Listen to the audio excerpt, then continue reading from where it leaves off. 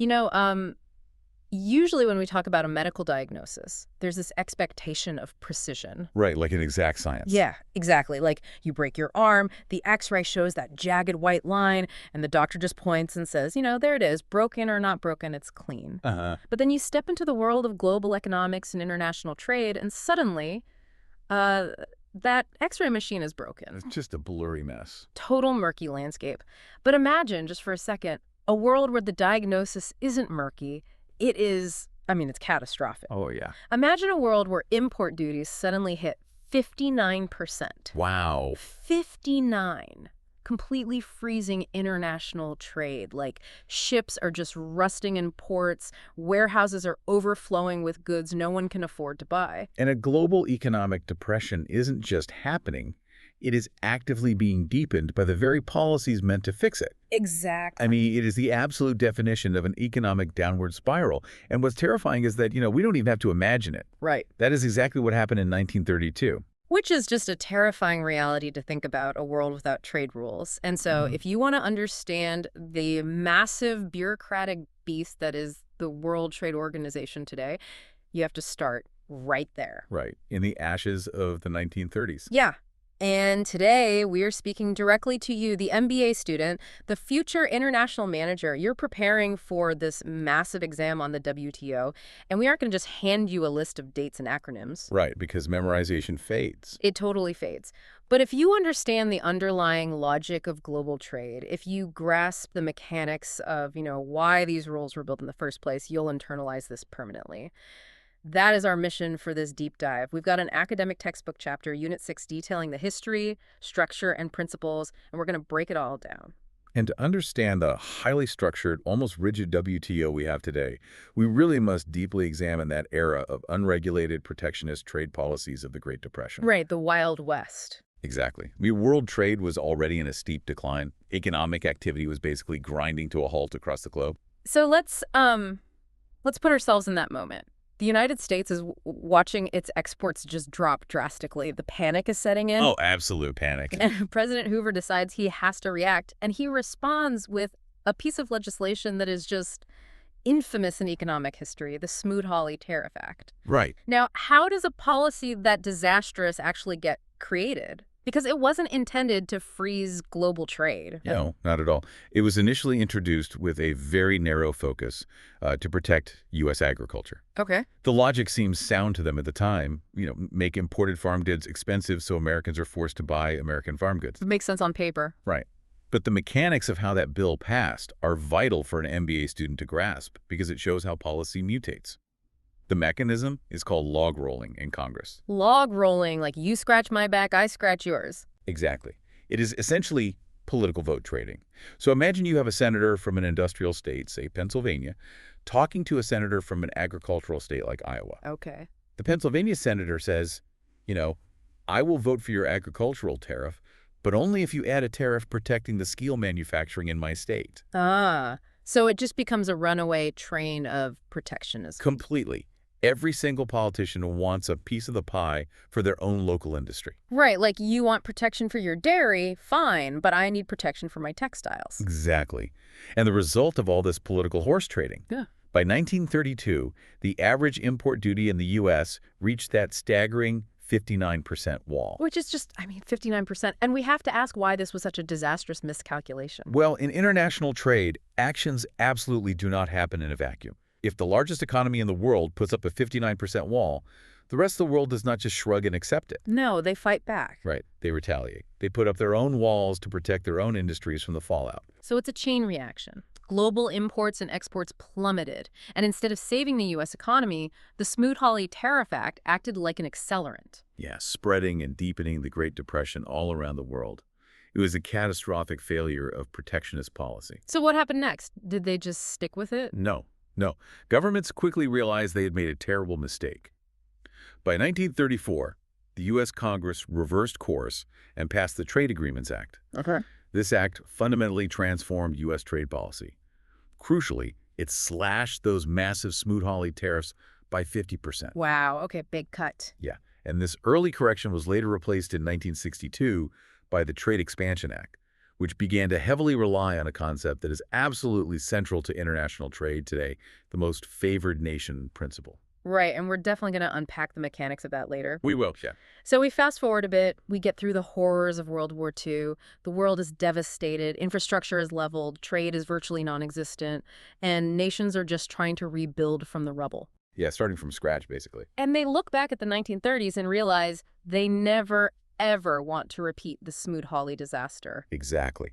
They realize that without an institution to enforce rules, countries will always default to selfish protectionism during a crisis. So they need a referee. Exactly. So following the war, there was a massive coordinated push for global economic institutions to ensure stability.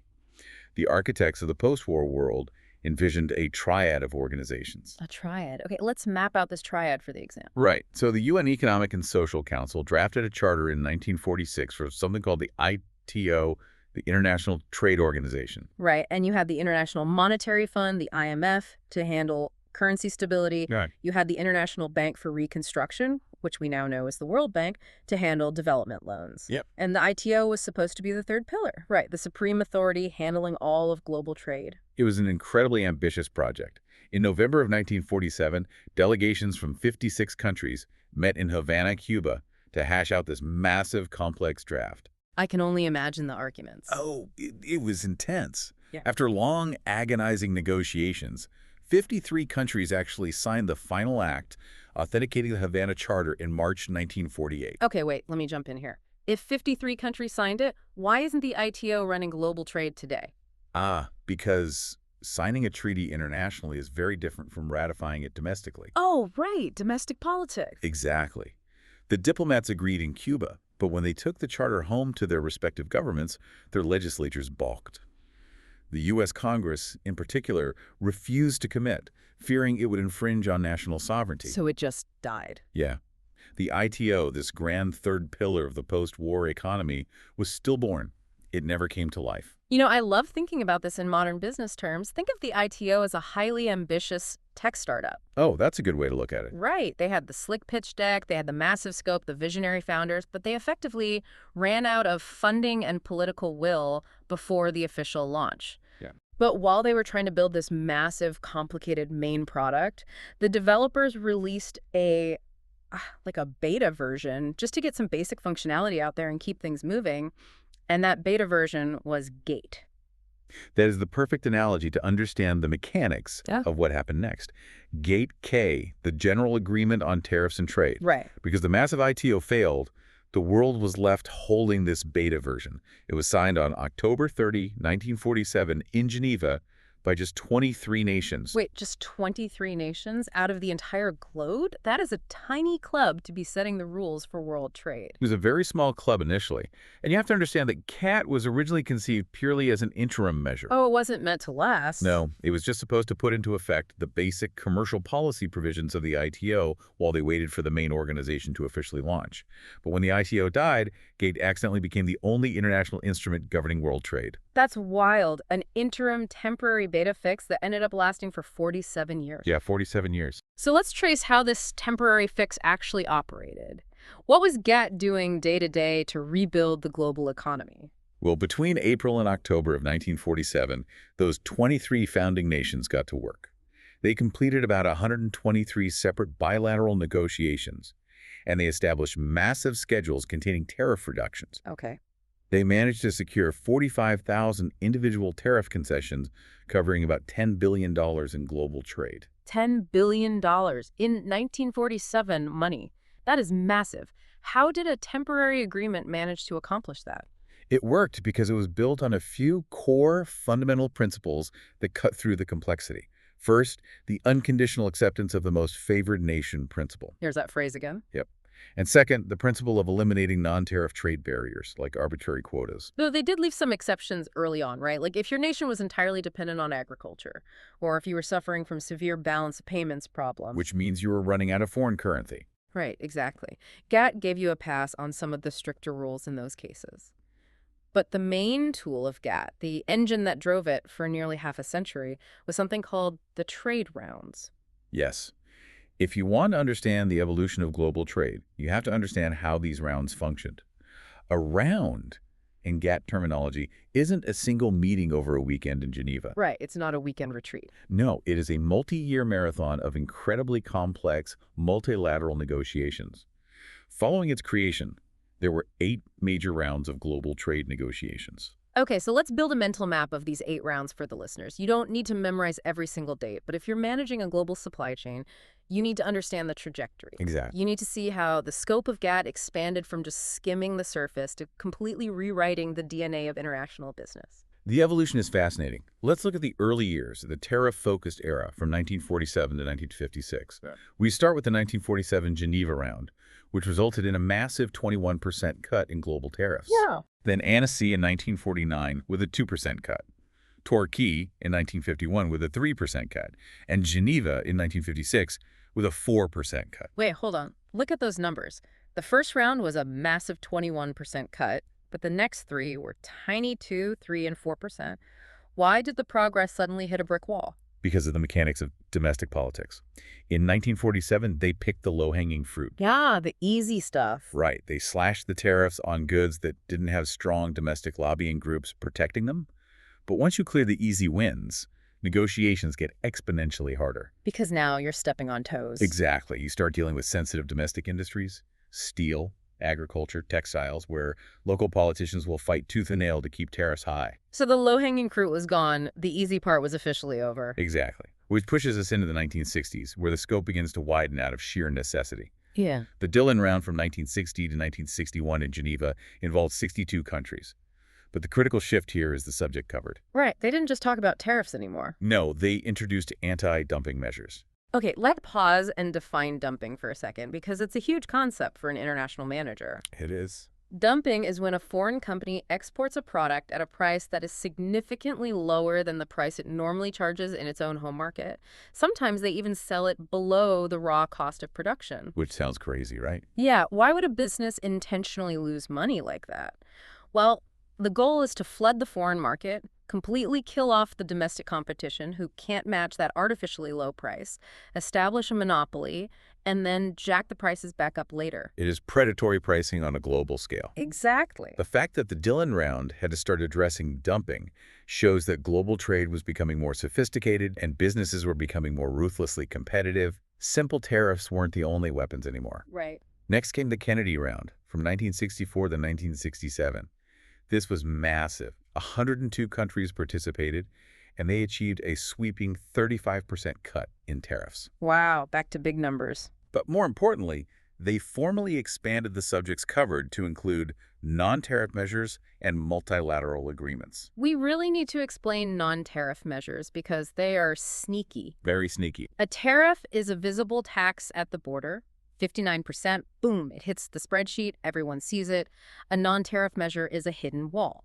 Right. It might be an impossibly complex safety standard designed specifically so that only domestic products can pass the inspection.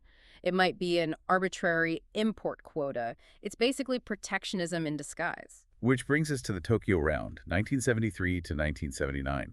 123 countries, another massive 33% cut in tariffs, but a very heavy, sustained focus on those tricky non-tariff measures. Because what's the point of cutting taxes if the wall is still there? Exactly.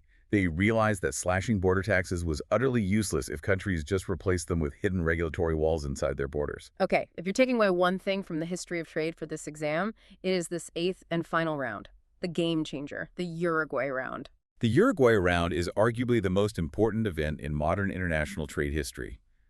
It began in Punta del Este, Uruguay in 1986 and concluded after years of agonizing, brutal negotiation in 1993. Wow, 7 years. Yeah, with 123 countries participating, they achieved a 34% cut in tariffs. But honestly, that is the least interesting thing about it. Yeah, this round changed absolutely everything. Remember our beta version analogy. Yes. The Uruguay round is the exact moment they finally launched the full enterprise-grade software. Before Uruguay, KT was almost exclusively about trading physical goods. Crates of bananas, steel beams, cars. Buy things you can drop on your foot. Exactly. But the Uruguay round added agriculture. It added services like banking and telecommunications. It added textiles. It added a massive, highly controversial framework for intellectual property. And it created a completely new, highly structured dispute settlement system. The sheer breadth of the Uruguay Round was staggering. And most significantly, it officially concluded by creating the World Trade Organization. The WTO is born. Yes. GATT, the institution, was replaced, though GATT, the underlying agreement, was absorbed into the new permanent structure. So we arrive at January 1st, 1995. The Uruguay Round agreements come into force, and the WTO is officially up and running. It started with 77 member countries in 1995 and grew to 162 by 2015. It expanded rapidly. But what is the actual DNA of this organization? Like, when you build a permanent institution out of a 47-year temporary fix, what are you actually trying to achieve? Well, the architects built the WTO with 8 core objectives. And understanding these gives you the blueprint for how the global economy functions today. Let's hear them. Number 1, and this builds directly from the Uruguay Round. The WTO agreements must cover goods, services, and intellectual property. It sets the principles of liberalization and the permitted exceptions, securing legally binding commitments from individual countries to lower trade barriers. Right, and Objective 2 is fascinating because it's not just about ruthless capitalism. It ensures linkages between trade policies, environmental policies, and the sustainable development of nations. Right, recognizing that maximizing trade shouldn't mean strip mining the planet. Exactly. What's number 3? Objective 3 is structural. It provides a continuous forum for negotiations. Under the old GATT system, you had to organize these massive, distinct, multi-year rounds every time you wanted to update the rules. Like planning a global wedding every decade. Exactly. So tedious. The WTO provides a permanent table for member countries to constantly strengthen their multilateral relations. And Objective 4 is administration. It provides the framework for implementing and operating these incredibly complex trade agreements. It's basically the administrative backbone. Objective 5 is the enforcement mechanism. We'll dedicate an entire section to this later, but the WTO settles disputes. The procedure for resolving trade quarrels is vital. If there's no penalty for breaking the rules are just suggestions. Just suggestions, right. And Objective 6 shows it's not some shadowy closed-door operation. The WTO maintains regular dialogue with non-governmental organizations, parliamentarians, international bodies, the media, and the public to enhance cooperation and awareness. Yeah, transparency is key. Objective 7 addresses global inequality. The agreements contain special provisions for developing countries. Because you can't treat everyone the same. Right. You can't expect an emerging economy to instantly meet the standards of a post-industrial superpower. So this includes giving them longer time periods to implement the strict new rules, supporting them to build trade capacity, and helping them increase their trading opportunities. And finally, Objective 8, coherence. The WTO cooperates with the IMF and the World Bank. Remember that triad of post-war economic agencies we talked about earlier, the failed ITO? Yep, the startup that failed. Well, 50 years later, the WTO stepped in to finally complete that triad, working alongside the IMF and World Bank to achieve global economic stabilization. So those are the structural objectives. But Yeah. if there's one conceptual framework you must master for this exam, one absolute bedrock principle of the WTO that governs every single transaction, it is the non-discrimination principle. Okay, listen up, because if you are a manager trading internationally, you rely on this principle every single day. The non-discrimination principle is embodied by 2 distinct pillars. Let's break down pillar 1. Most favored nation, or MFN. Right. MFN applies to trade in goods, trade in services, and trade-related aspects of intellectual property. It is the cornerstone of the entire system. Okay, give us the rule. The rule is strictly defined. If a member country grants to another country a special favor, for example, a significantly lower customs duty on imported steel, it must grant that exact same favor immediately and unconditionally to all WTO members. Think of most favored nation as the world's most egalitarian VIP club. Imagine there's a strict dress code at the door. No sneakers allowed. Okay, I like this. But the bouncer decides to do a special favor for one guy and lets him in wearing sneakers. Under the MFN rule, the bouncer can't just say, that was a one-time thing. The dress code is now officially changed for everyone in line, immediately and unconditionally. You cannot play favorites at the border. If you lower the barrier for one, you lower it for all. It's a brilliant mechanism for accelerating global free trade because it guarantees that every single concession negotiated between any 2 countries automatically ripples out to benefit the entire global system. It's forced equality. Exactly. It requires each member to extend to all other members treatment no less favorable than it accords to imports from any other country. Okay, so MFN is how you treat different foreign countries at your border. But what happens after the product actually crosses the border and enters your domestic market? That brings us to Pillar 2, national treatment. Right. National treatment addresses the internal laws, taxes, and regulations applied to imported products once they are inside a member's territory.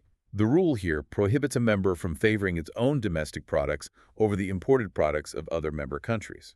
Right. Let's use a business example to make this stick. Let's say a shipment of foreign cars crosses the border into your country. You apply the MFN tariff rate, so the border tax was totally fair and legal. But then, to protect your own local car factories, you invent a massive internal vehicle sales tax that magically only applies to cars manufactured overseas. Domestic cars are completely exempt. Under national treatment, that is highly illegal. Precisely. Each trading partner must treat imports no less favorably than they treat like domestically produced goods. The objective is to ensure that internal measures, like internal taxes, safety regulations, distribution rules, are not applied to afford protection to domestic production. It's that hidden wall again. Right. And like MFN, this principle applies across the board. Yeah. Goods, services, and intellectual property. So to summarize, MFN is how you treat different foreigners at the door. National treatment is how you treat the foreigner versus the local once they are inside the house. That's the perfect way to remember it. Now, any good legal framework has to account for reality, which means there are exceptions. Of course. The WTO members are allowed to derogate from these non-discrimination principles under very specific circumstances. There are 4 main exceptions. Let's walk through them. First, general exceptions. What does that actually mean in practice? General exceptions usually cover things necessary to protect public morals, or human, animal, or plant life. Give me an example. So if a foreign country is trying to export a product that contains a chemical known to be highly toxic to your local water supply, you can ban it, even if it violates MFN or national treatment. As long as you aren't just using the environment as a disguised excuse for protectionism. Exactly. Second are security exceptions. Right. A nation is never forced to trade sensitive military technology, weapons, or maintain normal trade relations during times of war or international emergency. National security always trumps free trade rules. That makes total sense. Third, balance of payment exceptions. If a country is facing a severe foreign exchange crisis, meaning they are rapidly running out of the international currency needed to buy basic necessities, they have temporary flexibility to restrict imports to stop the economic bleeding until they stabilize. And fourth, regional integration exceptions. This is a big one. It is. This is how organizations like the European Union or agreements like the USMCA, formerly NAFTA, can exist legally within the WTO framework. Oh, okay. They are allowed to grant deeper, exclusive preferences to each other within their regional bloc without having to extend those same deep preferences to the entire world under MFN. Okay, so we have the history, the objectives, and these 2 golden rules of non-discrimination, but how do you actually govern this? It takes a lot of people. Yeah, I mean, how do you enforce MFN and national treatment across 162 different countries, covering everything from avocados to microchips to banking software? You need a massive organizational structure. Let's look at the anatomy of the WTO. It is a highly structured, top-down hierarchy. At the absolute apex is the supreme body, the ministerial conference. This includes representatives from all member states, right? And it takes all the big decisions regarding multilateral trade agreements. When you hear about major WTO summits in the news, the ones that usually have huge protests outside, that's the ministerial conference. They are the ultimate boss. They are. But the ministerial conference only meets every 2 years. For the day-to-day operations, the heavy lifting, we drop down to the second tier, the General Council. Okay. And this is where the mechanics get interesting, because the General Council wears multiple hats depending on what room they are sitting in. It's like an administrative chameleon. It operates as the General Counsel to manage the WTO, but the exact same group of diplomats also convenes as the dispute settlement body to act as the global trade court. Yep. And then it convenes as the trade policy review body to audit member nations. They have separate chairpersons for these roles, but it's fundamentally the General Counsel executing these different vital functions. That's right. And below the General Counsel, the structure branches out into highly specialized third-tier councils. First, you have the Council for Trade in Goods. This is a massive umbrella covering numerous specialized committees: market access, agriculture, sanitary and phytosanitary measures, technical barriers to trade, subsidies, anti-dumping measures, import licensing. That is a lot. Then you have a parallel track, the Council for Trade and Services. This includes committees on trade and financial services, domestic regulation, and specific rules. And finally, the third major track, the Council for Trade-Related Aspects of Intellectual Property Rights, or the TRIPS Council, handling all IP issues. And it doesn't stop there, does it? No, there are working groups on trade, debt, and finance. There are groups on technology transfer, state trading enterprises, negotiation groups on market access, trade facilitation. Okay, I have to play the role of the overwhelmed manager here. I'm looking at this architecture, and it's a labyrinth. It is dense. Why so many incredibly specific, specialized committees? Like, why do we need an entire separate subcommittee just for sanitary and phytosanitary measures? It sounds like bureaucracy for the sake of bureaucracy. It seems that way until you look at the mechanics of modern trade. In the 1950s, trade was simple. You shipped a crate of steel, someone slapped a tariff on it. But today, a tariff is rarely the biggest obstacle a manager faces. The biggest obstacles are regulatory. The non-tariff barriers we talked about earlier. Yes, exactly. Let's look at the phytosanitary example you just brought up. Imagine you are exporting agricultural products. Let's say apples.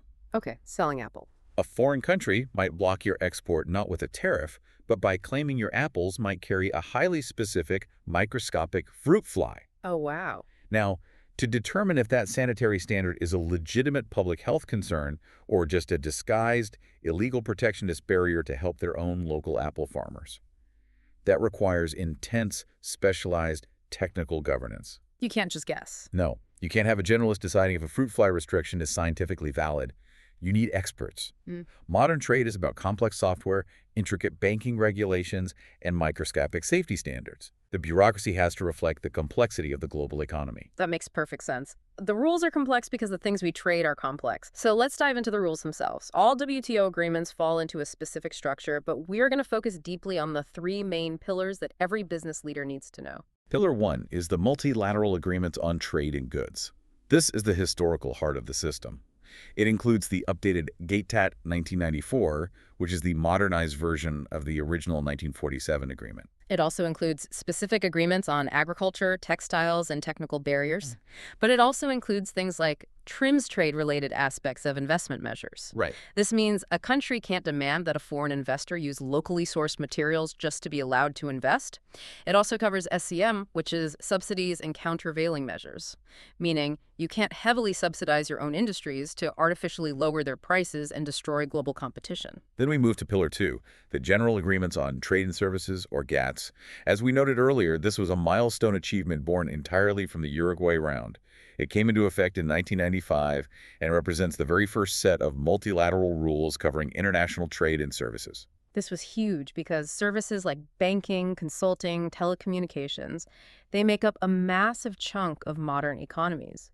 The basic objectives of GATS are to create a reliable system of international trade, ensure fair and equitable action, and promote economic development. Exactly. And just like goods, GATS is governed by the absolute obligations of most favored nation and transparency. But if you are analyzing market entry strategies, you need to watch out for the exclusions. GATS covers the service sector, but it explicitly outlines two massive areas that are not covered. Right. GATS does not cover services supplied in the exercise of governmental authority, and it completely excludes air transport services. Let's explain the why behind that, because it's interesting. Why does air transport get a free pass from global free market rules? That's all about national pride. Exactly, because historically, national airlines have been heavily protected, subsidized, and regulated by their home governments for reasons of national pride and national security. In 1995, governments were simply not ready to throw their flagship airlines open to total, ruthless multilateral competition. Now we arrive at Pillar 3, the Agreement on Trade-Related Aspects of Intellectual Property Rights, universally known as TRIPS.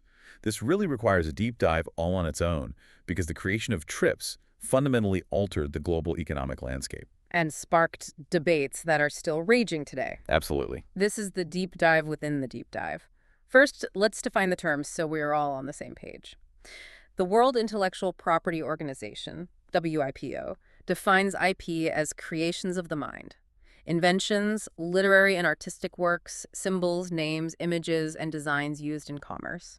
It's basically the legal framework by which people earn financial benefits from their ideas. And the TRIPS agreement, established in 1995 during the Uruguay round, sets the strict minimum standards for IP protection that all member countries of the WTO must legally enforce within their own borders. Across the board. Across the board.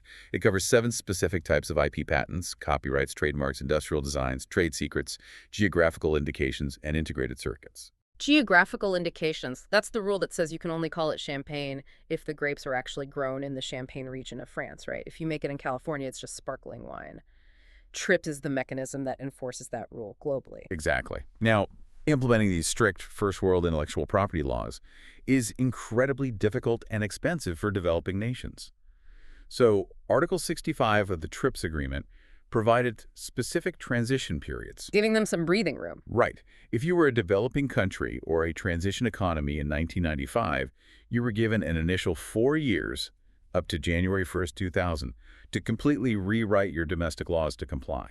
But there was an extension for specific cases, right? Like, if a developing country did not currently provide product patent protection in a specific area of technology, say pharmaceuticals or agricultural chemicals, they were granted an extra 5 years until January 1st, 2005 to introduce that product protection. Correct. But this transition and the entire TRIPS agreement was highly controversial. To understand why, we have to look at the fascinating history of international IP.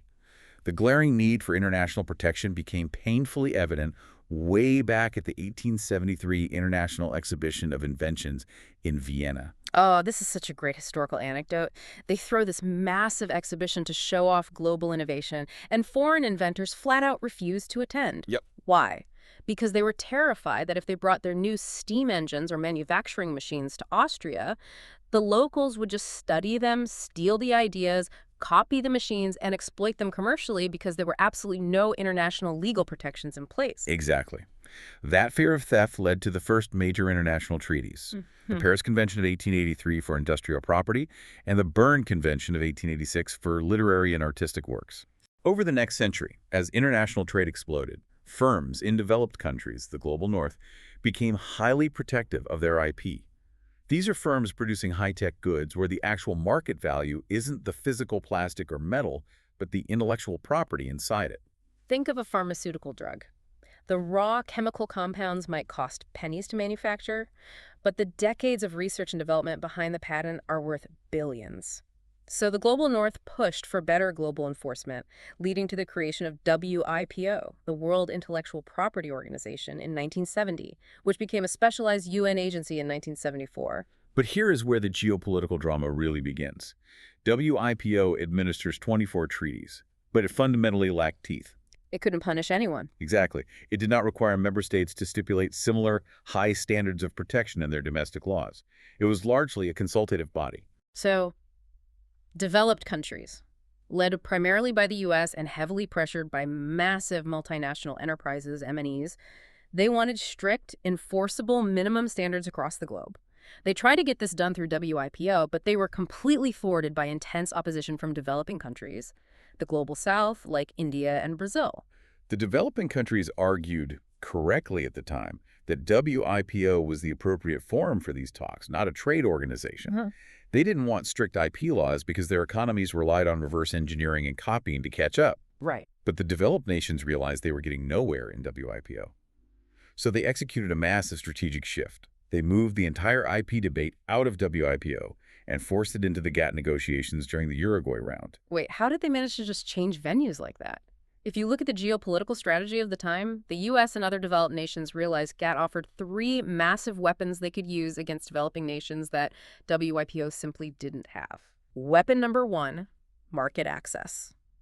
Under GATT, the developed world could look at a developing nation and say, you know, we will give you access to our massive, wealthy consumer markets for your agricultural goods, but only in return for you adopting our strict intellectual property rules. It was a massive bargaining chip WIPO just didn't have. Weapon number 2 was enforcement. GATT and subsequently the WTO allowed for cross-sectoral retaliation under the dispute settlement mechanism. This is a vital mechanism to understand. Cross-sectoral retaliation. It means if a developing nation violates a pharmaceutical patent, the developed nation isn't just restricted to retaliating in the pharmaceutical sector. They can legally retaliate by slapping massive tariffs on that developing nation's textile exports or agricultural exports. It makes the threat of punishment economically devastating across the entire economy. Wow. And weapon number 3 was simply participation. GATE already had a massive built-in roster of participating countries.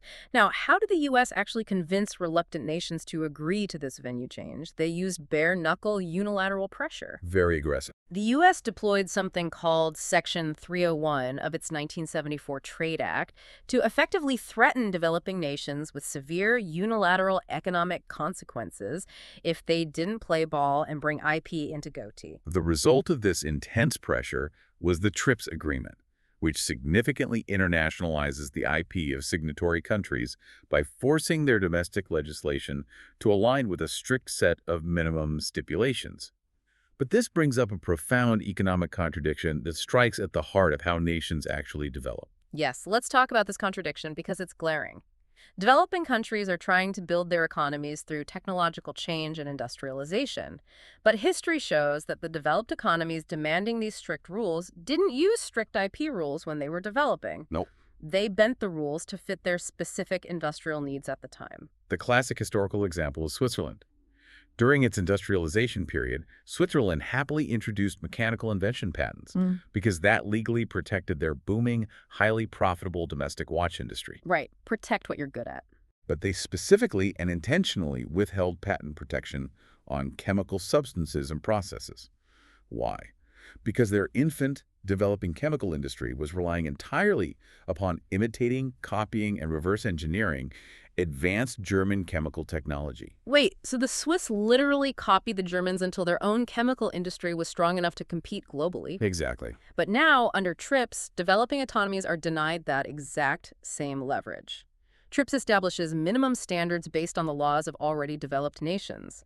It essentially removes the flexible ladder of imitation that many rich countries use to climb to the top.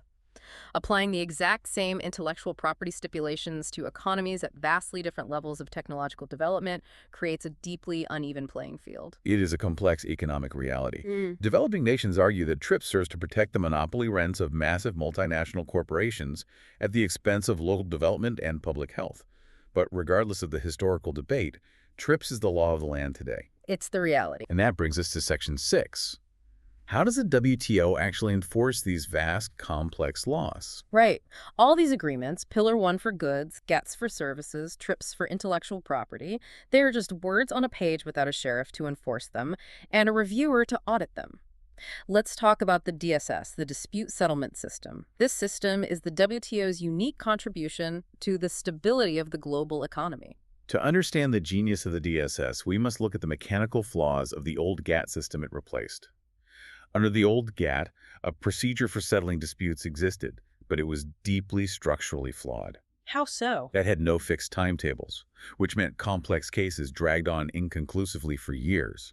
But the most glaring problem was that rulings could only be adopted by positive consensus. Wait, hold on. Positive consensus meaning every single member country had to agree to adopt the ruling. That means a single objection could block the entire legal judgment. Yes. And crucially, the country that just lost the case had the power to object. Yes. It was an absurd legal loophole. Imagine a court where a country is found completely guilty of illegal trade practices, and when the judge reads the verdict, the guilty country can simply raise their hand and veto their own guilty verdict. They could block the adoption of the panel report entirely. How did anyone ever sign up for a system with a loophole that massive? That makes the entire court useless. It was a product of its time, driven by fears of losing national sovereignty. But the Uruguay round fixed this paralyzing flaw by introducing the concept of negative consensus. This is a brilliant structural change. Now, under the WTO dispute settlement body, rulings are automatically adopted unless there is a unanimous consensus to reject the ruling.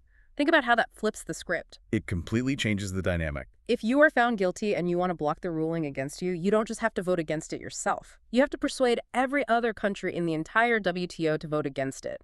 You even have to persuade the country that just defeated you in court to reject their own hard-won victory. Which is practically impossible. Exactly, which means the rulings finally have real, unavoidable teeth. Exactly. And to fix the issue of cases dragging on forever in bureaucratic limbo, the WTO introduced a highly rigid, clearly defined timetable for the execution of a case. This isn't just theory. This is how a global trade war is actually managed day to day. Okay, let's walk through this timeline with a hypothetical scenario. Imagine you manage a massive Brazilian orange juice export company and the U.S. illegally bans your product. The clock starts today, but you don't go straight to the courtroom. No, the preferred solution in international trade is always for the countries to discuss their problems and settle it themselves. So the first stage of the timeline is a mandatory 60 days of consultations and mediation. This consultation period is actually highly effective. Historically, a huge percentage of cases never even reach the full panel process. They are settled out of court during these 60 days. It allows countries to save face, negotiate a compromise, and find diplomatic solutions before the formal public litigation begins. But if those 60 days pass and the U.S. refuses to lift the ban on your orange juice, the clock keeps ticking. Next, you have 45 days for the formal panel to be set up and the panelists appointed. The dispute settlement body is the only authority that has the power to establish these panels of experts. Once that panel of trade experts is seated, they have exactly 6 months to investigate the case, hear the arguments, and deliver their final panel report to the two disputing parties, Brazil and the U.S. After the parties receive the report, there is a strict 3-week period before that final panel report is circulated to all the other WTO members. And finally, after it's circulated globally, the dispute settlement body has 60 days to officially adopt the report, assuming there is no appeal. So let's do the math on that timeline. 60 days for consultation, plus 45 days for panel setup, plus 6 months for the investigation, plus 3 weeks for circulation, plus 60 days for adoption. The total time for the execution of a case without an appeal is exactly 1 year. 1 year from the start of consultations to a legally binding, automatically adopted ruling. Right. Now, if the U.S. loses and chooses to appeal the ruling, the timeline extends, but not indefinitely. The appeal process adds 60 to 90 days for the appeal report to be generated, and then another 30 days for the dispute settlement body to adopt the appeals report. So the total time with an appeal is exactly 1 year and 3 months. That timeline is a stunningly efficient system compared to the endless delays of the old GATT days. It really is. Alongside the massive multilateral agreements and this incredibly efficient dispute system, there are two other mechanisms we need to cover. First, the PTAs, or plurilateral trade agreements. We need to differentiate multilateral from plurilateral. Multi means everybody. All 162 WTO members must sign on and follow the rules. Right. Pluri means only the signatories participate. It's a subset of members who agree to deeper, more specific rules among themselves. Why would countries do this? Because sometimes a small group of advanced economies wants to liberalize a specific sector, but they know they can't get all 162 nations to agree. Give us an example. Two key examples are the Agreement on Trade in Civil Aircraft from 1980, which eliminates import duties on non-military aircraft among its 30 signatories, and the Agreement on Government Procurement from 1981, designed to open lucrative government contracts to international competition. If your country doesn't sign a PTA, you aren't bound by its rules, but you also don't get its benefits. Finally, we have the TPRM, the Trade Policy Review Mechanism. If the dispute settlement system is the emergency room for when trade relationships break down, the TPRM is the regular preventative health checkup. I like that, preventative care. It is a mechanism for the regular collective auditing and assessment of individual members' trade policies and practices. It ensures transparency and helps prevent disputes before they start. So, we have covered the chaotic history, the rigid structure, the massive rules covering goods, services, and IP, and the enforcement mechanisms. Now we arrive at Section 7, the practical application. Right. How does all of this vast geopolitical architecture actually impact a business leader managing an international operation? This is where theory meets reality. Because the WTO is an intergovernmental organization, it is driven by diplomats and member states, not corporations. However, international trade itself is dominated by companies. The ultimate purpose of the WTO, from a business perspective, is to remove uncertainty. Uncertainty is the absolute enemy of investment. You cannot build a billion-dollar factory if you don't know what the tariff rate will be next week. No one would take that risk. Exactly. The WTO removes uncertainty by creating a highly transparent, predictable environment. The organization forces legislative transparency, makes trade documents publicly available, and binds countries to maximum tariff rates. Transparency allows businesses to plan long-term strategies. As a manager determining an international strategy, your conduct is heavily influenced by 6 distinct variables that are all profoundly shaped by WTO agreements. Let's run through them. Okay. Variable 1. The overall business environment in different countries. Is it stable and predictable because it's anchored by WTO rules? Variable 2. Potential market size and income per capita. Lower tariffs negotiated multilaterally at the WTO actively reduce the cost of goods, which increases the purchasing power of foreign corporate customers, expanding your potential market. Variable 3. Existing competition and special treatment for local players. This is where national treatment is your shield, ensuring your exported products aren't unfairly disadvantaged by discriminatory internal taxes against domestic firms. Variable 4. Standards, certifications, and good governance. The WTO agreements on technical barriers to trade ensure that a foreign country's safety standards aren't just disguised protectionism meant to lock you out of the market. Variable 5. The state of regulation. Are there independent regulatory authorities enforcing the rules fairly in the target country? And finally, variable 6. FDI incentives. Foreign direct investment is heavily influenced by the intellectual property rights guaranteed by the TRIPS agreement. Yeah, a tech company simply won't build a massive R&D facility in a country that doesn't legally enforce patents and trade secrets. But here's the most important strategic action to understand for the exam and for your career. Let's say you are managing a company and you face blatant discrimination overseas. A foreign country suddenly slaps an illegal, completely arbitrary, non-tariff barrier on your product in direct violation of WTO rules. What is your actual move? The natural instinct is to say, we will take them to WTO court, we will sue them in Geneva. But there is a vital, practical reality here. Companies cannot directly approach the WTO dispute settlement mechanism. You cannot hire a corporate lawyer and file a lawsuit at the WTO. The WTO only hears disputes between sovereign member states. So your strategic move as a manager isn't international litigation, it is domestic political lobbying. Exactly. You must build an ironclad legal and economic case proving the WTO violation, proving how much money it is costing your domestic economy, and then you must take that case to your home country government. You must convince your national trade representatives to file a WTO case against the offending country on your behalf. You are entirely relying on your home government to be your champion in the global arena. That requires not just legal knowledge of the WTO treaties, but intense political savvy and relationship building with your domestic regulators. You have to make your corporate problem a national priority. Understanding the WTO isn't just about knowing global rules. It is about understanding how to pull the levers of domestic political power to enforce those global rules to your company's benefit. That's the real takeaway.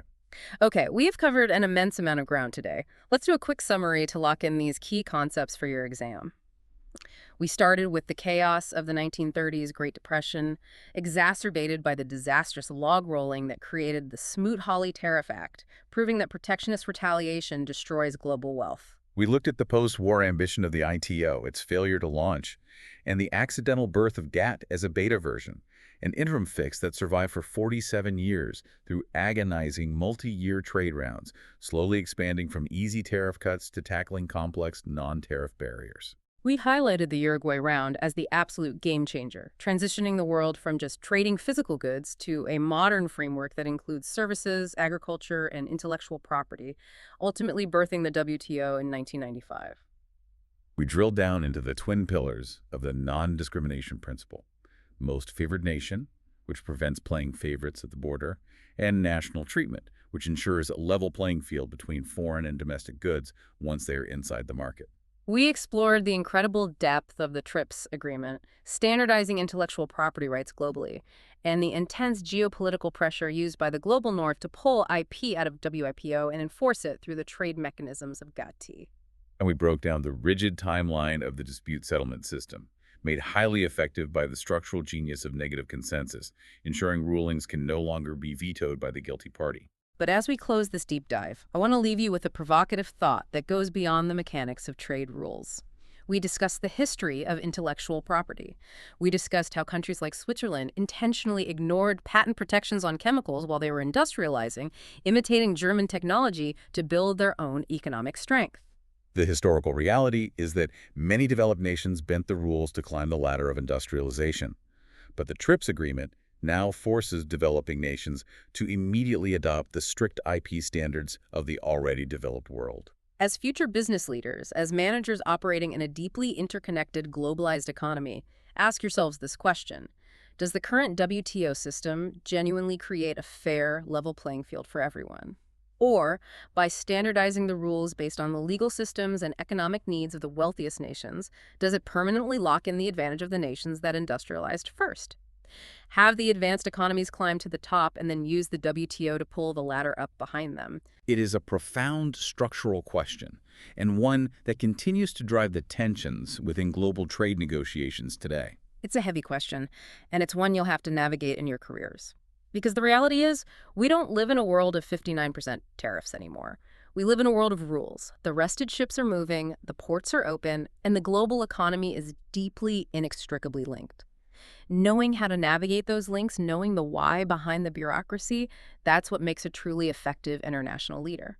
Good luck on the exam, and thanks for joining us on this deep dive.